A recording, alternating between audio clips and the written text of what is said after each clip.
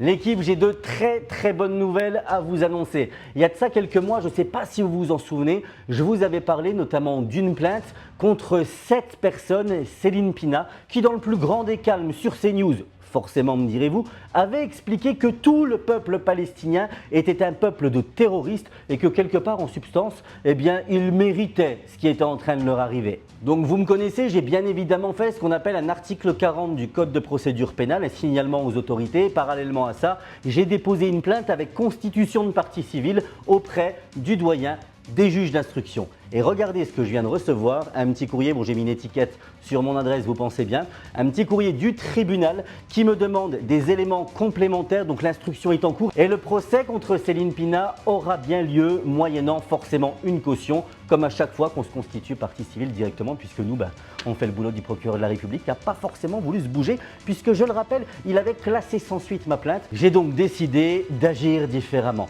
Et j'ai un deuxième courrier qui est arrivé, c'est toujours du doyen des juges d'instruction cette fois-ci pour la plainte que j'ai déposée avec constitution de partie civile contre un brigadier chef de la brigade de répression de la délinquance contre la personne qui m'avait menotté à Mulhouse à mon retour, alors même qu'il n'avait pas fait son travail, il ne m'avait pas convoqué, mais derrière il a émis un mandat de recherche contre moi parce que j'avais eu le malheur de rendre public les menaces que je reçois avec les pseudos de leurs auteurs. Eh bien ce monsieur pendant 6 heures m'a menotté les mains dans le dos, m'a refusé l'accès, excusez-moi du détail, aux toilettes et m'a refusé jusqu'à une bouteille d'eau, rendez-vous compte. C'est ce qu'on appelle un traitement indigne d'un être humain et c'est la raison pour laquelle j'avais bien évidemment déposé plainte. Ce que ça montre, c'est qu'aujourd'hui les autorités françaises sont en train de prendre au sérieux ces signalements, que le vent est en train de tourner et qu'il est urgent de s'organiser. Pour celles et ceux qui veulent me soutenir dans les différentes actions que je mène et pour me permettre tout simplement d'assurer des défenses de qualité,